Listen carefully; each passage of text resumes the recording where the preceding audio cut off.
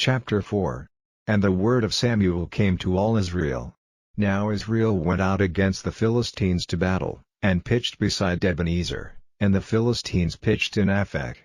And the Philistines put themselves in array against Israel, and when they joined battle, Israel was smitten before the Philistines, and they slew of the army in the field about 4,000 men. And when the people were come into the camp, the elders of Israel said, Wherefore hath the Lord smitten us today before the Philistines? Let us fetch the ark of the covenant of the Lord out of Shiloh unto us, that, when it cometh among us, it may save us out of the hand of our enemies. So the people sent to Shiloh, that they might bring from thence the ark of the covenant of the Lord of hosts, which dwelleth between the cherubims, and the two sons of Eli, Hophni, and Phinehas, were there with the ark of the covenant of God. And when the ark of the covenant of the Lord came into the camp, all Israel shouted with a great shout, so that the earth rang again. And when the Philistines heard the noise of the shout, they said, What meaneth the noise of this great shout in the camp of the Hebrews? And they understood that the ark of the Lord was come into the camp. And the Philistines were afraid, for they said, God is come into the camp. And they said, Woe unto us! For there hath not been such a thing heretofore. Woe unto us! Who shall deliver us out of the hand of these mighty gods? These are the gods that smote the Egyptians with all the plagues in the wilderness.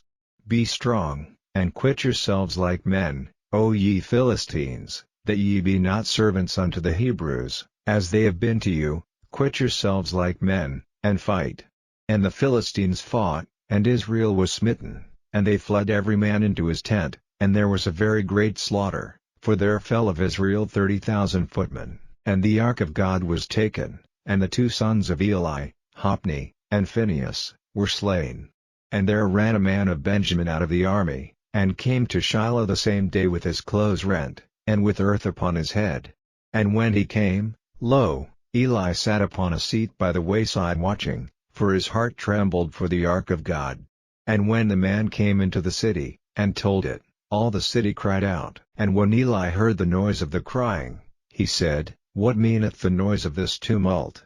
And the man came in hastily, and told Eli.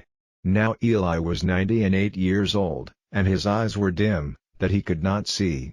And the man said unto Eli, I am he that came out of the army, and I fled today out of the army.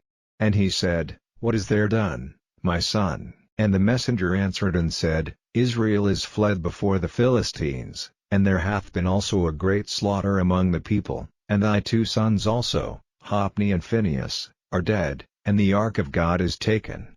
And it came to pass, when he made mention of the ark of God, that he fell from off the seat backward by the side of the gate, and his neck brake, and he died, for he was an old man, and heavy.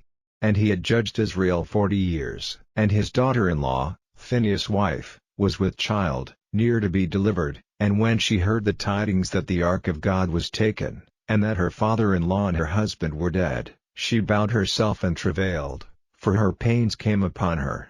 And about the time of her death the women that stood by her said unto her, Fear not, for thou hast borne a son. But she answered not, neither did she regard it. And she named the child Ishabod, saying, The glory is departed from Israel, because the ark of God was taken, and because of her father-in-law and her husband. And she said, The glory is departed from Israel, for the ark of God is taken.